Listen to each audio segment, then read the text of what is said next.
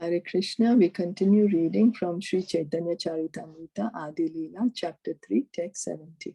Jaya Jaya Sri Caitanya Jaya Nityananda, Jaya Advaita Chandra, Jaya Gaura Bhakta Vrinda, Jaya Jaya Sri Caitanya Jaya Nityananda, Jaya Advaita Chandra, Jaya Gaura Bhakta Vrinda, Jaya Jaya Sri Caitanya Jaya Nityananda, Jai Advaita Chandra, Jaya Gaura Bhakta Vrinda. Jalashai Antaryame, Ye Narayana, Seho Tomar Amsha, Tumi Mula Narayana. The manifestation of the Narayana, who predominates in everyone's heart, as well as the Narayan, who lives in the waters, Karana, Garbha, and Shira, is your plenary portion. You are therefore the original Narayan. So again here, Krishnadas Kaviraj Goswami is repeating the prayers of Brahmaji. So we can see how the repetition is not for any mistake, but it is just to clarify Krishna's position. It is to reiterate his position, to stress that his position, that the super soul, the Narayana who predominates in everyone's heart, that's the Shirodakshay Vishnu, as well as Narayan who lives in the waters, Karana. So who is the Narayan? In Karana ocean is the Mahavishnu, the Karana Dakshay Vishnu. In the Garbha ocean is the Garbha Dakshay Vishnu. In the Shira ocean is the ocean of milk. That's the Shira Dakshay Vishnu. Is your plenary portion. You are therefore the original Narayana. So here Brahmaji is giving the prayers that Krishna is the original Narayana. And Anga Shabde Amsha Kahe Seho Satya Haya Maya Karya Nahe Sabachid Ananda Maya. The word Anga indeed refers to plenary portions. Such manifestations should never be considered products of material nature, for they are all transcendental, full of knowledge and full of bliss. So it's the same words that Garbhajana Muni has said, no? That in Kali Yuga, intelligent persons are going to worship the Supreme Lord, who's not come in his blackish form, but who comes with his weapons and with his soldiers and with his limbs. And what is that? He'll be worshipped by chanting, congregational chanting of the holy name. So now they are saying the word Anga. Anga, plenary portions. We know that Lord Chaitanya, he came with his plenary portions, the Panchatattva, Lord Nityananda, Lord Advaita, Gadadhar Pandit, Srivas Thakur is his devotee. In the material world, if a fragment is taken from an original object, the original object is reduced by the removal of that fragment. But the Supreme Personality of Godhead is not at all affected by the actions of Maya. So if we have something and we have a cake, we take a portion of it, so then the original cake will be less of that one portion. Or the Mayavadis like to use the example of paper. They say, oh, there's a one paper and you cut out that paper.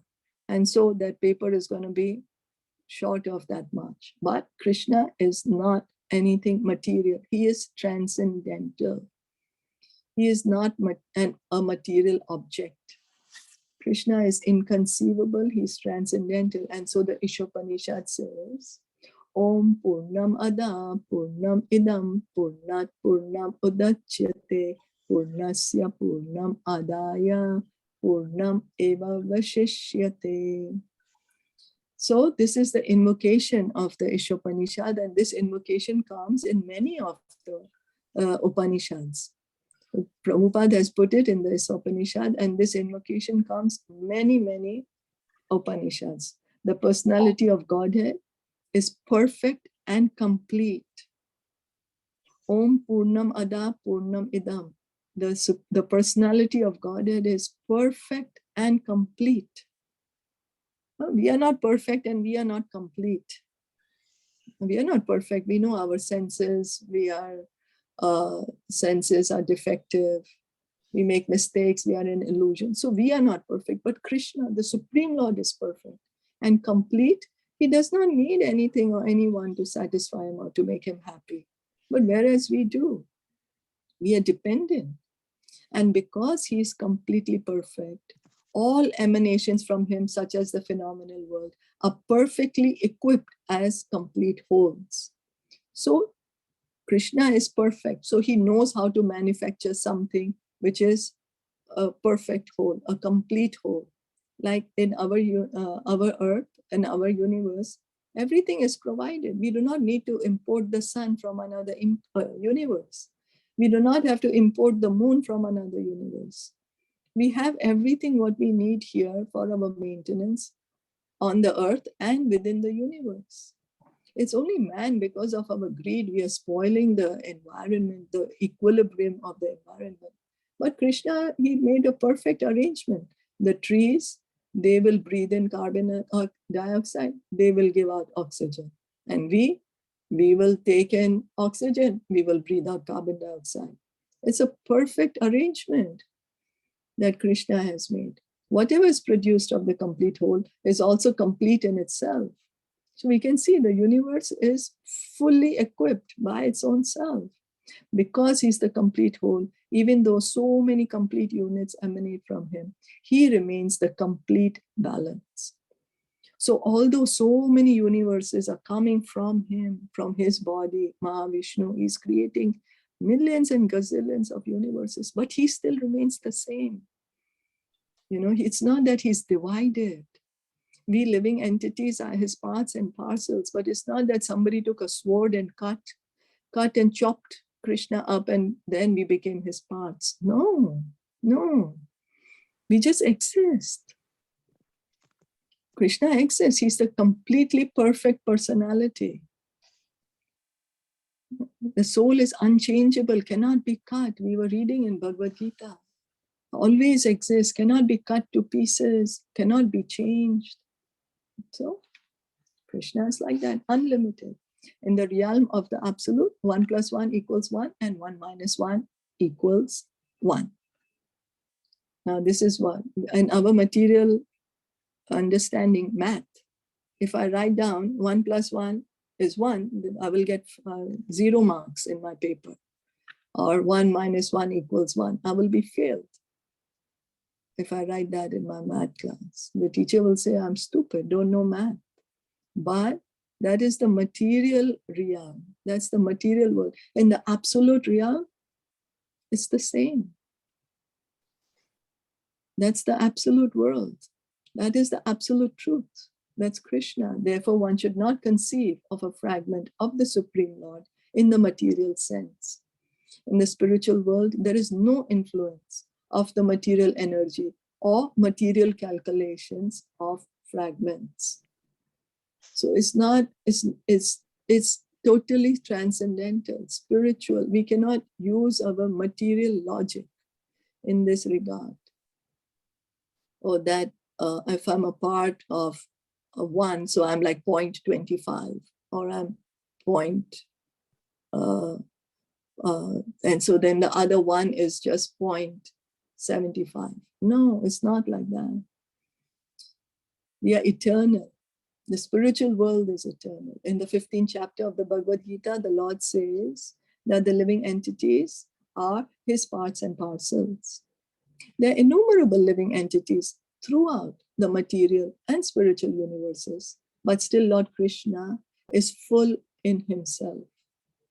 So although we are all parts and parcels of Krishna, Krishna is the original person. In no way there is any change, even though he has so many of these parts and who are us.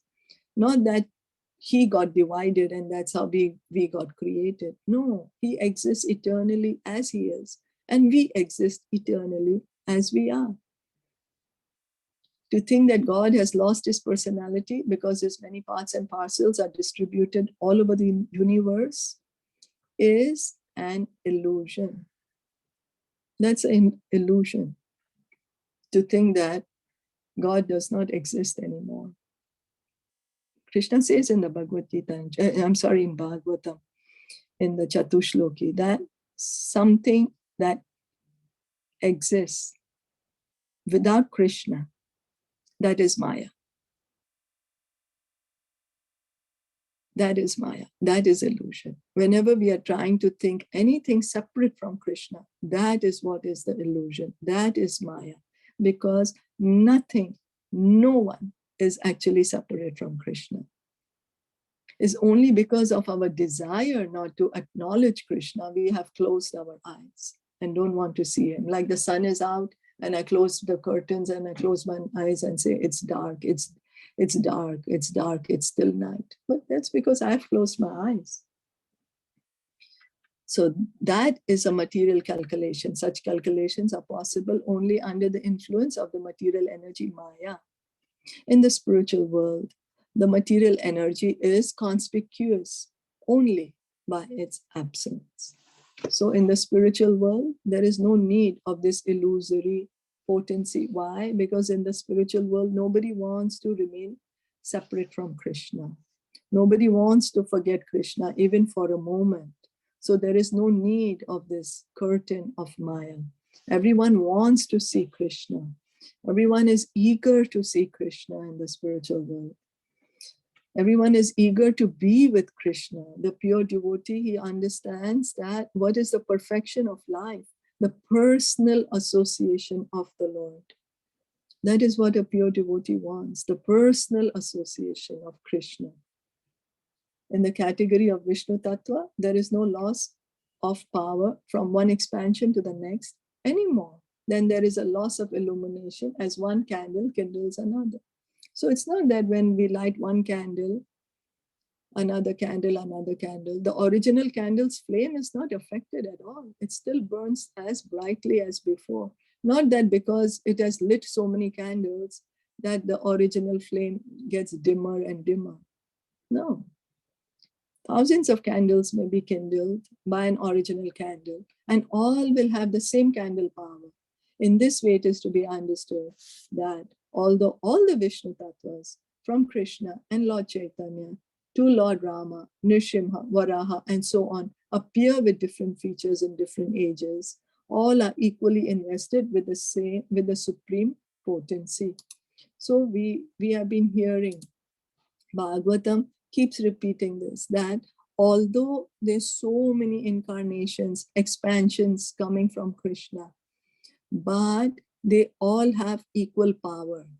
Prabhupada gives the analogy that in our house, the electric house is giving power to these small tubes or bulbs or LEDs, whatever, which is in our house. But it does not mean that the electric house does not have the capacity to illuminate the big industrial lights which are used in the big factories. It's the same powerhouse.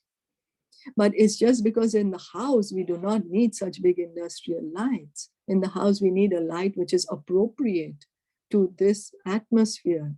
That we need the suitable kind of a bulb or a LED or whatever. And in the factory, we need a big one because a tiny one is not suitable there. Similarly, Krishna's pastimes are performed. He takes various forms, various incarnations, expansions, and he assumes various forms suitable to that pastime. And he exhibits the power which is required to perform that particular pastime. But all his forms are equally powerful. They are equally invested with the same supreme potency. We were just hearing about Lord Varahadev's appearance in Srimad Bhagavatam. So Lord Varahadev, because he appeared to lift the earth and, so he came with that purpose. That was his purpose, and to kill Hiranyaksha. It doesn't mean that he does not have the power which Lord Rama has or Lord Nrsimha has. No, he has it. It's just, it's not needed at that time. It's Krishna himself. So he's deciding, oh, right now I'm going to go out for a dinner, so I'm going to wear a dinner jacket. I'm not going to wear my, sports clothes. It's like that, that's how we do, right? we also dress appropriately. So Krishna assumes a form appropriate for the pastime, but all his forms are equally powerful. Demigods such as Lord Brahma and Lord Shiva come in contact with the material energy, and their power and potency are therefore of different gradations. All the incarnations of Vishnu, however, are equal in potency, for the influence of Maya cannot even approach them. So the demigods, of course, Lord Brahma, Lord Shiva, they are in the material world. And so their power and their, they have their own limitations. They are not unlimited like the Lord.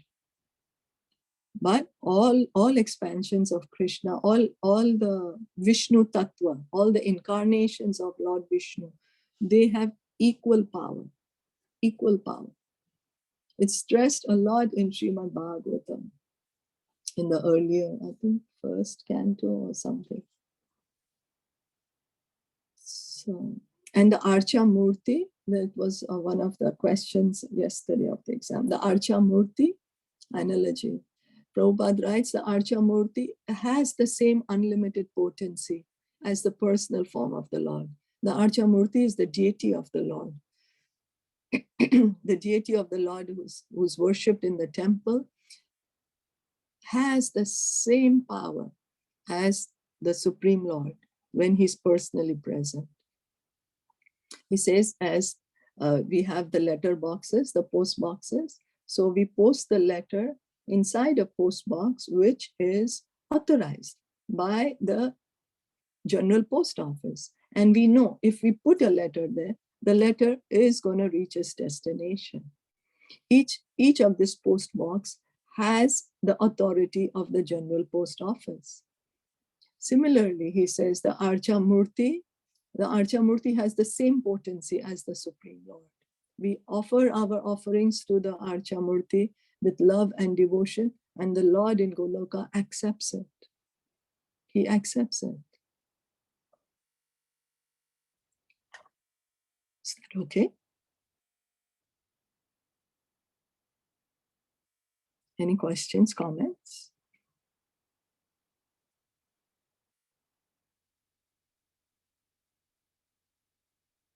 Oh, I think I put everyone to sleep now. Okay, we'll stop here for Sri Caitanya Caritamrita. Thank you so much for joining in today morning. Sri Caitanya Caritamrita ki jai, Srila Prabhupada ki jai, Gaur Premanande, Hari Bol, Hare Krishna.